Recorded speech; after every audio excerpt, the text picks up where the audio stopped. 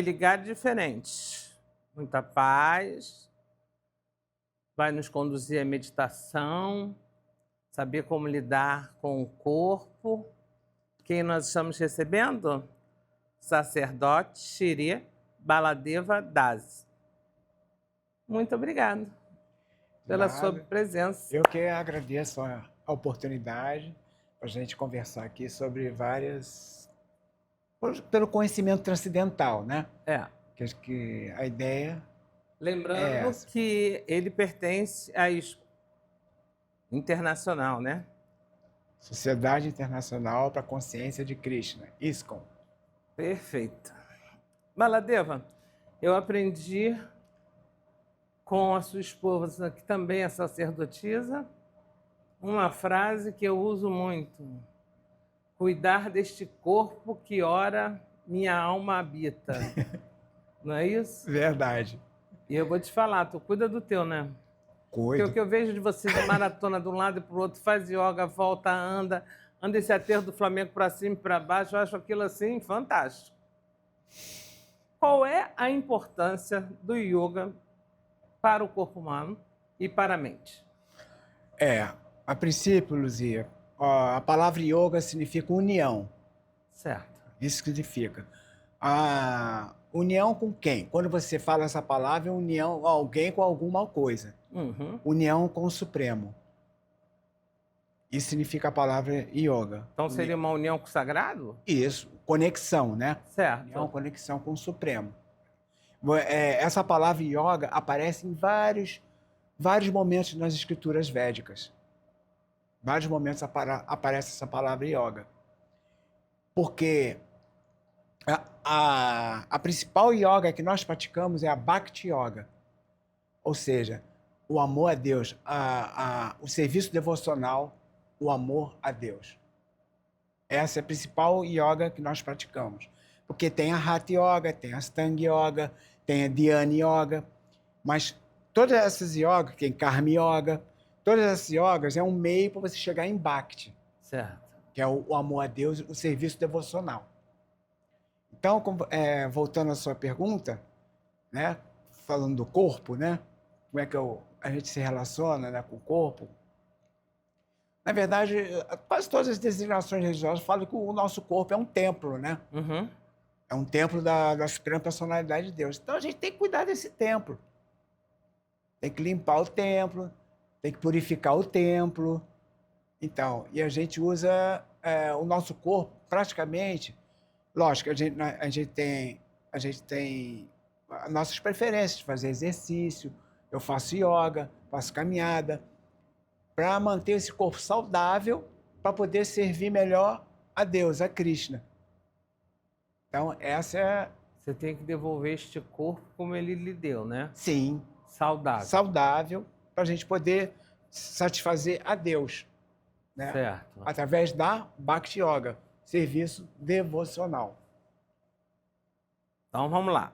Dentro desse serviço devocional de vocês, uma das coisas que está inclusa é isso. É esse respeito que você tem que ter com o corpo, de tratar este corpo. É isso? Está dentro dessa... Sim, sim. É uma das coisas a serem Uma feitas. das coisas, Certo. Porque, como eu falei, como o nosso corpo é um templo, esse corpo não é nem nosso. Porque nós não somos proprietários de nada. Eles só estão pegando emprestado. Certo. Né? Sou inquilino desse corpo. Eu estou alugando esse corpo por 80, 90 anos, sei lá. Então, é a mesma coisa, eu alugo um apartamento, eu vou ter que cuidar dele. Limpar ele, fazer tudo para que dentro desse apartamento eu possa viver feliz. Né? E, como você falou, o serviço devocional está relacionado com o corpo? Sim, porque são 9 processos de serviço devocional. Ouvir, cantar, lembrar, adorar, servir. No final, entender que nós não somos proprietários de nada e, no final, se render. Mas isso é um processo, né? Assim, a rendição a Deus é um processo. Certo. Primeiro vem a fé, né? Depois, através do conhecimento, você vai você vai se rendendo aos poucos, né? Então, se você tem que cuidar desse corpo, você tem que cuidar da alimentação também. Sim, É uma alimentação diferenciada? sim, sim. Nós somos lacto-vegetarianos. Traduz pra gente? Ou seja, tem o vegano que não ingere nem produtos é, oriundos de animais nenhum, né? Nem leite, nem queijo, mas nós somos lacto-vegetarianos. Ou seja, os elementos oriundos do leite da vaca nós ingerimos. Porque para nós tirarmos o leite, a gente não precisa sacrificar a vaca. Era isso que eu ia dizer. Quer dizer, é possível porque não há sacrifício Não tem do violência. animal, certo? Pelo contrário, né, Luzia? Se você não tirar o leite dela, ela morre. Perfeito. Entendeu? Então E nós o somos. ovo? O ovo nós também não ingerimos porque é uma forma embrionária. Ah, sim. Entendeu? Porque pode gerar Isso. uma outra vida. Pode gerar uma outra. E aí você estaria interrompendo essa vida. Sim. Fantástico isso, gente. Isso. E essa alimentação, gente? Vou contar para vocês. Vocês sabiam que tem uma feijoada deles assim? Eu já comi. Muito bom. Como é essa alimentação? Quer dizer, ela não tem carne, Não tem peixe, não tem peixe não e nem tem frango. ovos. Nem ovos. Nem ovos. Certo. Quando eu falo carne vermelha e branca, Ah, então tá. tá? É nesse sentido. Então, como é a nossa alimentação? Lacto-vegetariana. Nós comemos tudo menos essas 3 coisas. Ou 4, né? Carne, nem peixe, nem ovos. Perfeito. Então, essas 3 coisas nós não comemos, né? E o principal da nossa alimentação vegetariana, que tudo que nós preparamos, a gente oferece para Deus, para Krishna. Isso é o principal, a principal preocupação nossa. Preocupação e questão, né? Porque não adianta você ser vegetariano e não... Por exemplo, Hitler era vegetariano. E a gente sabe como é que o cara era, né? Não vou entrar em detalhes aqui. Então, não adianta você ser vegetariano e não ter misericórdia pelas outras. Porque o vegetarianismo, ele te traz misericórdia por outras entidades vivas. Isso que Você o me lembrou vegetarianismo... o Papa Francisco. Não adianta andar com a Bíblia debaixo do braço se a quem precisa você faz invisível. Faz de conta que não vê. Isso. O principal da nossa alimentação, a questão principal é a gente oferecer esse alimento para Krishna, através de mantras, tem todo um procedimentozinho que a gente usa.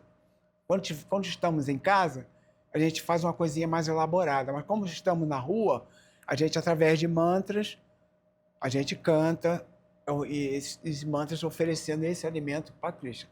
Ou seja, não adianta a pessoa ser vegana, porque o vegano, ele fala, a gente não ingere nada da vaca porque existe a violência, né? Para tirar o leite da vaca, existe. Sim.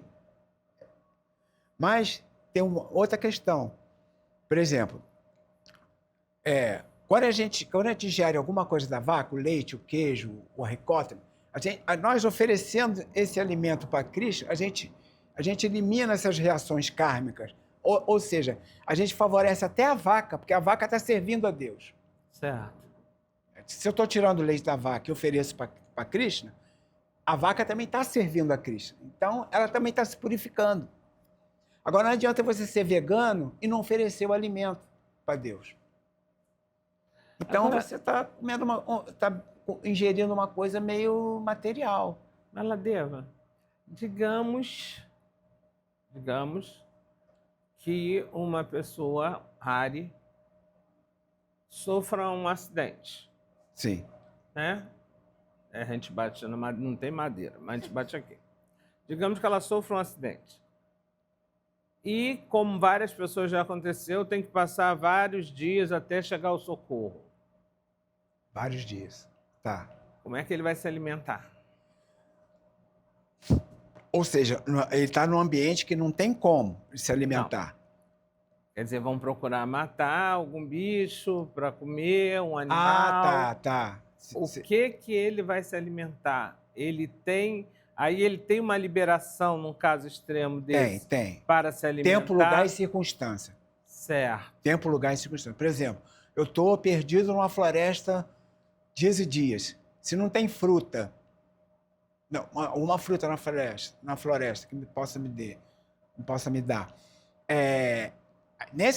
Nessa condição, eu sou autorizado a matar, por exemplo, um coelho, uma galinha, sei lá, o que estiver passando ali. Pela sua sobrevivência. A minha sobrevivência. Aí é autorizado. Por exemplo, os guerreiros, nas escrituras védicas, falam que os guerreiros, os soldados, né? Eles estão autorizados a comer carne. Eles têm essa autorização. Comer carne. Outros aspectos de espiritualidade não seria, no nosso contexto, não seria bom comer. Certo. Eles Aí, são autorizados. Se isso acontecer, ele chegou no templo, ele tem que ter uma purificação? Chegar ao templo? É. Não, no templo pode chegar qualquer pessoa. Não, por exemplo, a pessoa que passou por isso, quando ela voltar, ela tem que fazer uma purificação por ter ingerido carne? Não, assim, não necessariamente. Certo. Não necessariamente, porque como Deus sabe de tudo, né, Ele está dentro do nosso coração. Aliás, a gente vive num Big Brother, né? Luzia, nós estamos sendo vigiados por todos os planetas, pelos átomos, pela água, pelo ar. Estamos sendo vigiados. Então, não precisa. Deus sabe do perrengue que ele passou para estar ingerindo sacrificando um animal para ele. Você não precisa da purificação. Lógico, quando você adentra num templo, você já está se purificando um pouco. Você vai ouvir mantras, você vai comer um alimento espiritualizado. Se você, você, entendeu? Então você já está se purificando. Só o fato de você adentrar naquele ambiente, a tua mente já vai te levar para um outro contexto de purificação, de vida. Entendi. Entendeu? Agora, quanto tempo mais ou menos leva uma pessoa fazendo yoga? 1 hora, 1 hora e meia? Por exemplo, eu faço yoga, porque yoga tem vários aspectos, né? Tem vários aspectos de yoga. Essa yoga que você está se referindo são as posturas, né? Assim, a gente chama de asanas, né? É Hatha Yoga. Hatha, Sol e Lua. União com o Sol e a Lua. Hatha Yoga. Tem Astanga Yoga, que é um processo mais elaborado, mais de posturas, né? Mais difíceis. Tem a meditação também.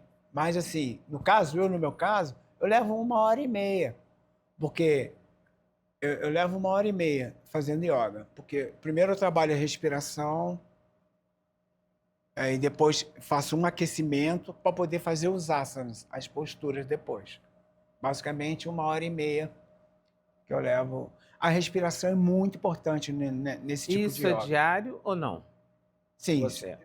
Você faz diariamente? No mínimo 3 vezes na semana. Certo. Porque a gente tem outros compromissos, né? Mas o resultado seria um equilíbrio entre o corpo e a mente? Perfeito, isso. Perfeito. Porque a yoga, ela trabalha muito com a mente. Porque quando você trabalha a respiração, não tem... Às vezes, quando a pessoa está nervosa, a outra fala, expira, respira, e não pira. Então, quando a pessoa está nervosona, não, inspira, respira. Então, a gente trabalha muito com a respiração. Yoga é importantíssimo. Se chama pranayama. Prana significa ar vital. Yama, domínio. Domínio sobre o ar vital. Então, no yoga, a gente trabalha muito a respiração também. Muito bom. Nós vamos a um pequeno intervalo e voltamos já.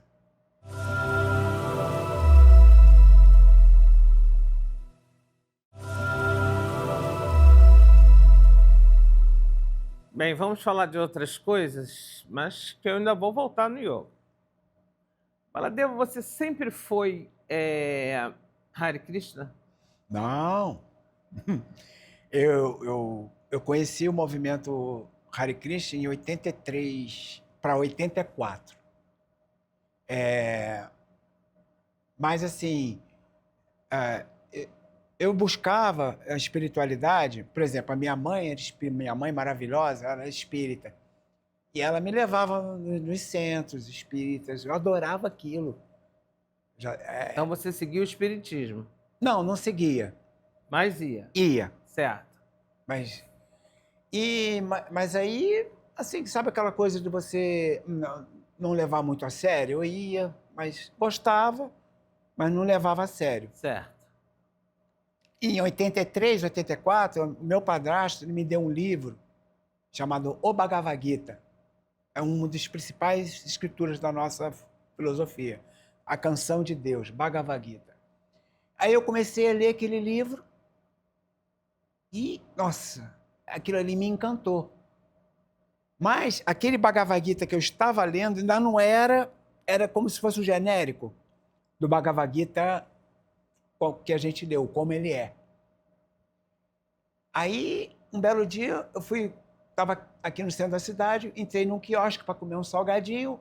Aí ele assim, Bhagavad Gita como ele é. Olhei para o meu, falei, amigo, me dá esse Bhagavad Gita aí, deixa eu ler. Aí quando eu adentrei aquele livro, Luzia, aí eu pirei. Pirei no bom sentido. Aí ali estava, aí eu mergulhei, né? Mergulhei naquele conhecimento. Nossa, me respondeu tanta coisa. Em 83 para 84, né? Aí, beleza. Aí encontrava os devotos na rua. Tá? Aí um belo dia eu fui ao templo, né? Quando eu comecei a frequentar o templo, eles estão me dando serviço. Pô, me ajuda aqui a cortar vegetal. E eu comecei a servir no templo, né? Limpar o templo. E aquilo me dava muito prazer. Aí eu comecei a linkar o conhecimento com a prática. Porque o conhecimento são dois trilhos, né? Conhecimento e prática. Certo. Não adianta você só ter conhecimento e não ter a prática. Aí ali eu estava aplicando o conhecimento na prática. A prática, né? E pronto. Mas aí até então, até eu tomar a primeira iniciação, em 2004, eu era um simpatizante. Não estava seguindo ainda os princípios para você ser iniciado. Entendeu? Entendi. Não estava seguindo ainda os princípios. Aí em 2002, eu resolvi, não, agora eu quero ser iniciado, estou preparado, porque cada um tem seu momento. Quanto tempo leva essa iniciação?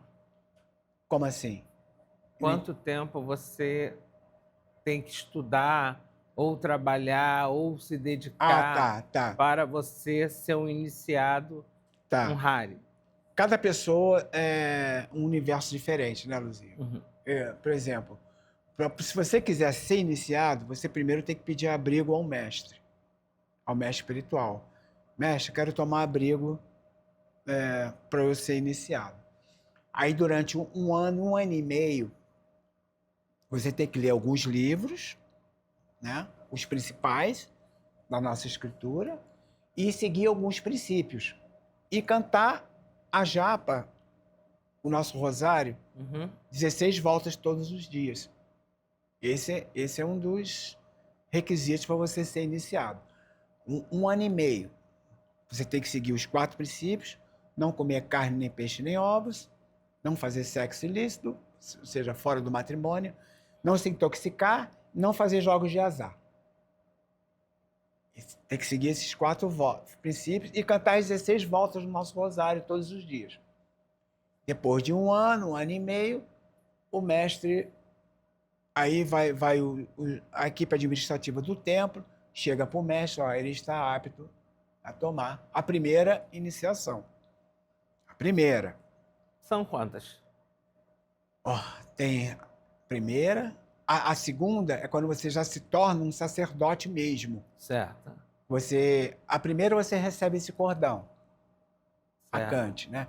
A segunda, você já recebe esse cordão sagrado. Certo. Aí na segunda iniciação você já se torna um sacerdote mesmo. Você já pode fazer casamento, você já pode sentar na cadeira para dar aula, a responsabilidade aumenta. mas a purificação também aumenta. Na terceira, aí você pode se tornar um vanaprasta, ou seja, um vanaprasta é a pessoa que, junto com a esposa, ela se isola um pouco para práticas espirituais. E a quarta iniciação, sannyasa. Sannyasa que renuncia mesmo ao mundo material. Você usa corpo, mente e palavras a serviço de Deus. É um renunciado. Você está em que estágio? Estou no segundo. No segundo? Segundo. Mas, assim, eu estou no estágio 2, Brahmana. Chama Brahmana, sacerdote, né? Mas, baladeiro, você tem que alcançar os outros. Não necessariamente. Se você estiver bem... Aí é a tua individualidade, entendeu? Você pode morrer um Brahmana, um sacerdote, que nem eu. Mas você está no processo de purificação. Muito bom. De novo, quando eu digo que é na fé que a gente se encontra, você estava falando que você tem que rezar o Japamala. Japamala 12 vezes. Japamala, gente, parece muito com um terço que a gente reza na Igreja Católica. E parece muito com os que os islâmicos também rezam. Sim. Então, quando eu digo que na fé a gente se encontra, é porque tem muitas coisas parecidas. Que aproxima. Ou pelo menos com esse significado, né, de se seguir. Mas eu queria voltar lá, no que diz respeito ao corpo, alma e o que a gente faz, e a mente. Isso. No Espiritismo, a pessoa que não cuida do seu corpo, não vai ao médico, não cuida, bebe, fuma, quando ela morre, ela vai para o Vale dos Suicidas, segundo eles. Porque, apesar dele não ter se matado enfiando uma faca ou dando um tiro, ele se matou quando ele não cuidou daquele corpo que estava emprestado a ele. Como é com os Hari? Quando a pessoa morre nessa condição? Sim. Por exemplo, nos Vedas fala que, dependendo de como a gente abandona o corpo, em que condição a gente abandona, nós vamos ter um corpo apropriado. Ou seja, tudo que nós fizermos nessa vida, a gente já está preparando um próximo corpo, a próxima vida. Entendeu? Tudo que nós fizermos, já estamos preparando um corpo. Lógico, fizemos coisas erradas? Fizemos. Mas você também tem que entrar no processo de purificação. Você está se purificando. Está eliminando as atividades pecaminosas. Entendeu? Então, se você entrar nesse processo de purificação, beleza, você pode adquirir um corpo maravilhoso na próxima vida, com um outro plano. Agora, se a pessoa abandonar o corpo, a alma, né? A gente fala abandonar o corpo porque a alma abandona o corpo. A morte é isso, né? Quando a alma abandona o corpo. A pessoa abandonar o corpo nessa condição que você falou, ela vai ter um corpo apropriado, não muito bom, mas vai entrar num plano não muito bom de vida. Porque assim, Luzia, nós somos influenciados por 3 modos da natureza: bondade, paixão e ignorância. A cada segundo, nós estamos sendo influenciados por um desses 3 modos. Ora estamos na bondade, ora estamos na paixão, ora estamos na ignorância. Esses 3 modos, a gente chama de gunas, cordas, né? Significa cordas. Ele exerce influência em vários setores da nossa vida. Por exemplo, tem a comida no modo da bondade, a comida no modo da paixão, a comida no modo da ignorância. Tem a música no modo da bondade, a música no modo da paixão, a música no modo da ignorância. Tem as nossas atitudes no modo da bondade, no modo da paixão, no modo da ignorância. Tem as roupas, modo da bondade, modo da paixão, modo da ignorância. Então, esses 3 modos influenciam a nossa vida a cada segundo. E eles interagem. Ora a gente está na bondade, ora a gente está na paixão, às vezes estamos em ignorância. Ou seja, por que eu estou falando isso? Porque se a pessoa abandona o corpo, se ela estiver no modo da bondade, ela vai para um plano bem melhor. Se ela abandona o corpo, estiver no modo da paixão, ela vai continuar nesse plano aqui terrestre, nesse plano intermediário. Se a pessoa abandona o corpo no modo da ignorância, como você falou aí, da pessoa que está se drogando, ela vai adquirir corpos muito inferiores e até para planetas inferiores. Então, porque o universo ele se divide em planetas celestiais, planetas intermediários, planetas inferiores e planetas infernais. Entendi. Entendeu? Então, me responde uma coisa. Quando você deixou de frequentar, acompanhar sua mãe no espiritismo e passou para Serrari, foi difícil, porque você mudou todos os seus costumes. Foi. Eu acredito que você comia carne, comia Sim, frango sim. e várias outras coisas. Como foi essa mutação? Foi uma coisa difícil? Para mim, não. Para ela, foi. Para minha mãe. Para sua mãe? É. Para Por minha família. Por quê? Imagina, eu fazia tudo aquilo que aqui no Ocidente é normal. Né? Comer carne, tomar cerveja, né? Sexo ilícito, tudo. Né? Aí, de repente, mãe, fechei. Mãe, a partir de hoje não quero mais comer nem carne, nem peixe, nem ovo. Que isso, filho? O que houve com você? Mãe, eu estou adquirindo conhecimento muito, muito profundo, muito espiritual. A princípio, todos os devotos tiveram esse problema com família. Todos os devotos, né? Com família, não foi só eu, não. Porque você muda de paradigma, você muda mesmo, né? Imagina, você chega para tua mãe, eu não quero mais comer nem carne, nem peixe, nem ovos, nem fazer sexo, nem se intoxicar, nem fazer jogos de azar. A minha mãe... Vira um 8, a cabeça dela, né? Vira. A minha não, ficou de boa. Mas a dela deu uma pirada. Mas aí, sabe, Luzia, aconteceu uma coisa bem interessante. Eu conquistei minha mãe pelo exemplo. Certo. Não foi através de pregação, de despejar filosofia em cima dela. Ela vê o seu comportamento. Eu conquistei minha mãe, minha família, pelo exemplo. Isso a gente chama de acharya. Tem uma palavra na consciência de Cristo que fala acharya. Aquele que ensina pelo exemplo, que são os mestres espirituais. Vocês estão me ensinando muita coisa pelo exemplo. Tanto você obrigado, quanto a Fonte. Querido. Eu acho que isso é realmente importante. Baladeva, a gente está chegando aqui ao final do programa. Que pena.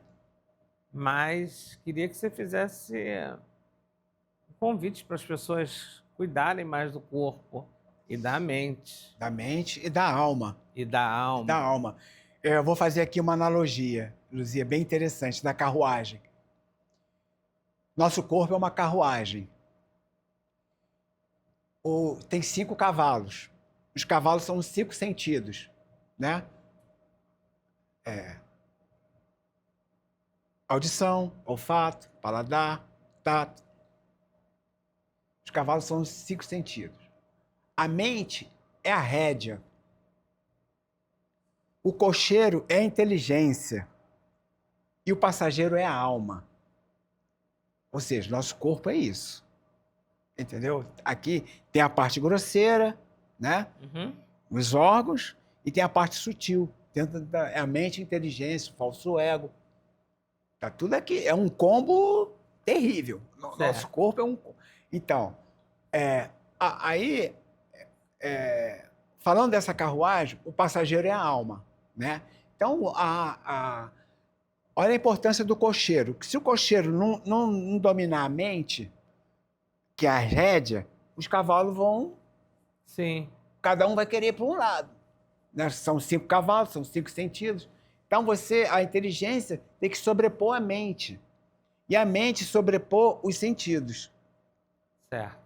Aí, a inteligência... Aí você consegue ter um domínio do nosso corpo, como você falou, como é que a gente tem uma vida saudável, né? E a alma está ali, sentadinha lá, vendo tudo. Nossa, que loucura! Entendeu? E assim, então, eu usar Budi. Budi significa inteligência espiritual. Então, eu tenho que usar a inteligência espiritual para poder dominar a mente e a mente dominar os sentidos. Perfeito. Baladeva, muito obrigada. Sempre, sempre, sempre. Querida. E queria dar uma notícia para vocês.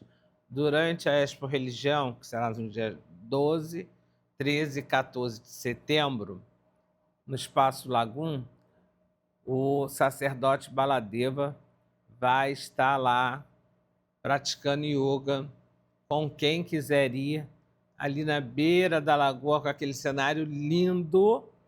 Então, entre em todas as redes da Expo, @Expo Religião, que vocês vão encontrar isso. Certo? E aqui nós vamos encerrando o nosso programa, agradecendo a todos vocês que estão aqui e até a próxima semana aqui na TV Alerj, canal do Povo.